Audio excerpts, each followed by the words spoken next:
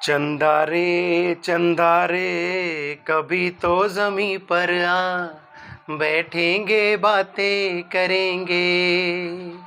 चंदा रे कभी तो जमी पर आ, बैठेंगे बातें करेंगे।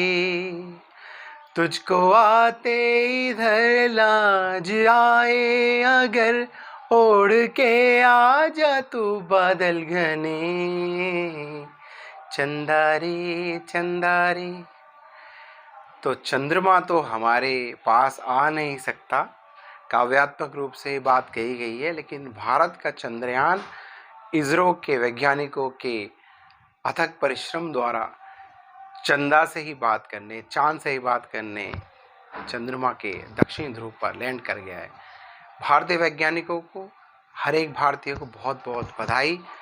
और मेरी तरफ से और सभी की तरफ से, आप मुझे सुन रहे हैं @Nitin Shaurya enjoy your life में, हैप्पी इंडियन मून डे।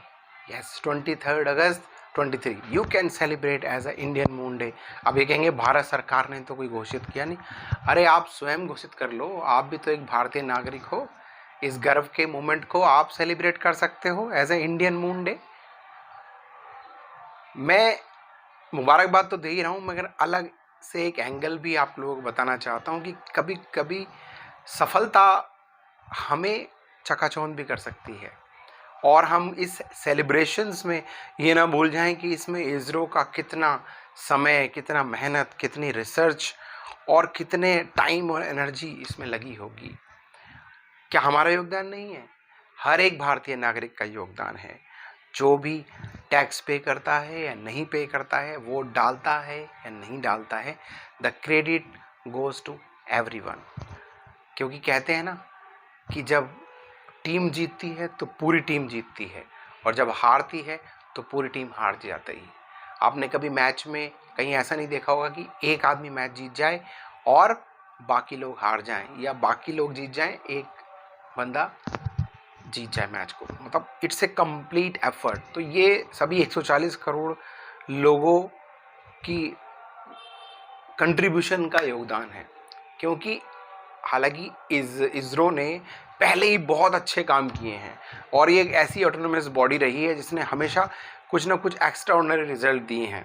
पिछली बार चंद्रयान 2 में वो लैंडिंग में थोड़ा सा फेल हो गए थे, लेकिन हर असफलता हमें सफलता की राह पर एक नई दिशा दिखाती है, और फिर हम उन गलतियों को सुधार के आगे बढ़ जाते हैं। तो भारतीय नागरिकों का क्या योगदान है इसमें? यस, स्टेबल गवर्नमेंट होना। जब स्टेबल गवर्नमेंट होती है तो कोई भी संस्था पे ना प्रेशर अलग तरह का होता है। परफॉर्मेंस का प्रेशर तो होता है, लेकिन अनसर्टेनिटी की बात नहीं होती। आज हर भारतीय नागरिक जो टैक्स पे कर रहा है, उसको ये, जब कोई चीज़ सफलता मिलती है ना, उसको सिर्फ ये नहीं सोचना चाहिए कि मैं जीएसटी पे करता हूँ, मैं इनकम टैक्स पे करता हूँ। हर पैसा जो 900 करोड़ रुपए वहाँ लगे हैं ना, हर एक का कुछ ना कुछ पार्ट वहाँ पे लगा होगा। तो जब आप पेमेंट करें, जब आप कुछ भी कंट्रीब्यूशन करें, तो आप भी उसमें योगदान दे रहे हैं एक भारतीय नागरिक होने के नाते। तो आपको बहुत ज़रूरी है इस जिम्मेदारी को समझना, क्योंकि great powers come with great responsibility. और टेक्नोलॉजी में जो एक ये शिफ्ट है, एक जो ये इसरो की तरफ से प्रगति है, ये रिस्पॉन्सिबिलिटी की तरफ भी इंगित हमें करता है।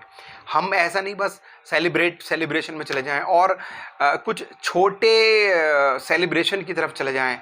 चीन की हुई नींद, जैसे आजकल आप देखते हैं ना, न्यूज़ चैनल्स भी और जो सोशल मीडिया पे भी इस तरह की आएंगी, चीन की हुई नींद हराम, पाकिस्तान की हुई नींद हराम, उसमें आ गया खौफ, उसकी हालत ख़राब हो गई और उसमें हड़कंप मच गया, वो परेशान है। भैया कोई परेशान नहीं होता। हर आदमी, हर देश, हर समाज, हर ऑर्गेनाइजेशन अपनी प्रगति के लिए निरंतर प्रयासरत रहती हैं। सभी ग्रो करना चाहते हैं, और इसी ग्रोथ में सबसे महत्वपूर्ण रोल अदा करती है टेक्नोलॉजी।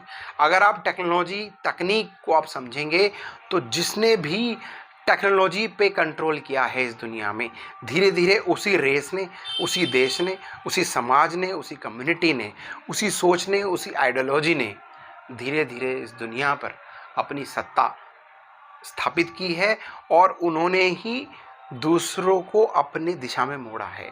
इसे ही आप विश्व गुरु बनना बोलते हैं। लेकिन अभी ये, मैं ये नहीं कहूँगा कि बहुत बड़ी छलांग है। हाँ, हमारे रेफरेंस में ये बहुत बड़ी छलांग है क्योंकि हम वहाँ तक नहीं पहुँच पा रहे थे, पर और देश और भी आगे हैं। इंडिया एक एलिट ग्रुप में पहले से ही, इसरो उनको इस ग्रुप में शामिल कर चुका है। जो टॉप के जो 7-8 देश हैं जो इस तरह के मिशन, सैटेलाइट मिशंस करते हैं। अदरवाइज बड़े देश भी, आपको याद होगा एक जब हमारा एक महत्वपूर्ण युद्ध चल रहा था तो हमें जीपीएस सैटेलाइट सेवा तक उन्होंने देने से मना कर दिया था, क्योंकि हमेशा सक्षम, शक्तिशाली और जो पावरफुल लोग होते हैं ना, वो ही डिक्टेट करते हैं टर्म्स, चाहे वो वर्ल्ड हो, चाहे सोसाइटी हो, चाहे ऑर्गेनाइजेशन हो। तो हमें इससे सिर्फ रुक नहीं जाना है। असली सफलता हमें तब मिलेगी जब इस चंद्रयान से, जैसे आप, मैं इसे अगर लिंक जोड़ूं, 1983 में जब कपिल देव जी वर्ल्ड कप जीत कर लाए थे तो उसके बाद से क्रिकेट का एक क्रेज़ आया, क्रिकेट का एक कल्चर डेवलप हुआ देश में। तो उसके बाद ज़्यादा से ज़्यादा लोग क्रिकेटर बने और एक क्रिकेट का रिवोल्यूशन मैं कहूँगा आया। बीसीसीआई ने उसे अलग स्तर पे लेके गए और आज इंडिया कॉमर्शियली, फिनेंशियली और एक क्रिकेट में मुकाम हासिल कर पाया। वर्ल्ड कप हार जीत वो होती रहती है, उसमें बात अलग है, लेकिन एक इकोसिस्टम डेवलप होता है। तो अगर इस चंद्रयान के मिशन से इंडिया में साइंस से रिलेटेड, रिसर्च से रिलेटेड, टेक्नोलॉजी से रिलेटेड एक इकोसिस्टम डेवलप हो जाए, yes, it is an hope, ये संभावना है, एक पॉसिबिलिटी है। तो इस पॉसिबिलिटी की तरफ अगर हम बढ़ पाएंगे, वो होगी हमारी असली सफलता। अभी आप सेलिब्रेशन कर सकते हो, कोई बात नहीं उसमें। मैं खुद इंडियन मून डेज को बोल रहा हूँ। जब आपके बच्चे का, जैसे मान लो कहीं एडमिशन होता है और आप एडमिशन, क्योंकि आजकल एडमिशन मिलना ही इतना मुश्किल हो गया है, तो जैसे एडमिशन होता है तो एडमिशन की आप सेलिब्रेशन कर सकते हैं कि yes my kid got selected in so and so place, तो वाह वाह वाह। लेकिन वहाँ से ना उसकी जर्नी शुरू होती है। तो ये इंडियन सैटेलाइट, इंडियन टेक्नोलॉजी की दुनिया में एक शिफ्ट साबित हो सकता है अगर कॉलेज में, स्कूल में, यूनिवर्सिटी लेवल पे ज़्यादा इनोवेशंस होंगे, क्रिएटिव क्लासेस होंगी और बच्चे प्रोजेक्ट वर्क पे ज़्यादा ध्यान देंगे, रटने पे नहीं, तब हमारा असली मून मिशन सक्सेसफुल होगा। तब हम असली में कह पाएंगे कि हम राइट डायरेक्शन में बढ़ रहे हैं। तो इसको एक पड़ाव की तरह लीजिए और इसको सेलिब्रेट तो कीजिए, पर ये समझिए कि ये it is coming with great responsibility, क्योंकि टेक्नोलॉजी ही गवर्न करेगी धीरे धीरे। अगर मैं इसको आप हिस्ट्री से आपको समझाने की कोशिश करूं, तो जब बाबर मिडिल ईस्ट से इंडिया में एंटर किया था, जब उन्होंने इन्फिल्ट्रेशन किया था, दे वर हैविंग टेक्नोलॉजी ऑफ बारूद, जो जब छोटी तोपें उन्होंने इस्तेमाल की तो यहाँ की जो किंगडम्स थी वो बिखर गई, क्योंकि जो भी टेक्नोलॉजी ऊपर लेके आएगा ना वो मात दे देगा। सेम वे ऐसे यूरोपियन ने जब समुद्री यात्राएं करी, उन्होंने अच्छे जहाज बनाए, बढ़िया जहाज बनाए, गन्स डेवलप की, तो उन तीर तलवार लेके ना बाकी सब चीज़ें उनके आगे काम नहीं की। और आज के समय में space technology, science, aviation, missions और ये कहूँगा एआई, आर्टिफिशियल इंटेलिजेंस, इसका ज़माना है। तो जब हमारा यूथ इस तरफ ध्यान लगाएगा और ये इस पे काम करना शुरू करेगा, पढ़ना, स्कूल बेसिक लेवल से लेके एडवांस लेवल तक, तब हम असल में मून मिशन हमारा उस दिन सक्सेसफुल होगा। तो ये मैं कहना चाहता था कि moon mission, Indian moon day, बहुत बहुत बधाई हो। पर उस तरह की न्यूज़, अरे हमने वो ये कर दिया, पीछे छोड़ दिया उनके, ठीक है, ओवरवेल्म ना हो जाए इस चीज़ को सेलिब्रेट करने में कि आप ये भूल जाएं कि it is coming with a great responsibility. Yes, it's a milestone, it is achieved, now you have to start building up your youth in the scientific way, in the scientific teaching, real education, not just training, real education, उनका दिमाग खुले, scientific temper develop हो, एक environment, एक ecosystem develop हो कि वो innovation सबसे ज़्यादा यूरोप और अमेरिका या जितने भी डेवलप कंट्रीज़ हैं आप देखेंगे वहाँ पे जितने भी इनोवेशंस होते हैं, जैसे आप सुनते रहते हैं ना, ब्लूटूथ, लाईफाई, हाईफाई, वाईफाई, ये सारी चीज़ें वहाँ पे यूनिवर्सिटी, जो कॉलेज स्टूडेंट्स हैं, जो वहाँ पढ़ने वाले बच्चे हैं ना, वो डेवलप करते हैं, क्योंकि वहाँ से एक कंसेप्ट क्रिएट होता है। कंसेप्ट एक बार प्रूव हो जाए फिर उस पर काम किया जाता है, रिसर्च होती है, फिर प्रोटो वर्जन डेवलप होगा, उसके बाद आप उसको अपने इंडिजिनियस रूट से you can develop a complete system, then you can test it, functionality उसकी चेक होगी, तब हम उसमें रास्ते में बढ़ेंगे। मैंने शॉर्ट में काफ़ी चीज़ें आपसे बताने की कोशिश की, इसको स्टेज वाइज हमें समझने की ज़रूरत है कि हमारे यूथ में और हमारे अंदर इस मून मिशन को एक पड़ाव की तरह लिया जाए, एक बेटर कह सकते हैं कि एक मोड की तरह लिया जाए।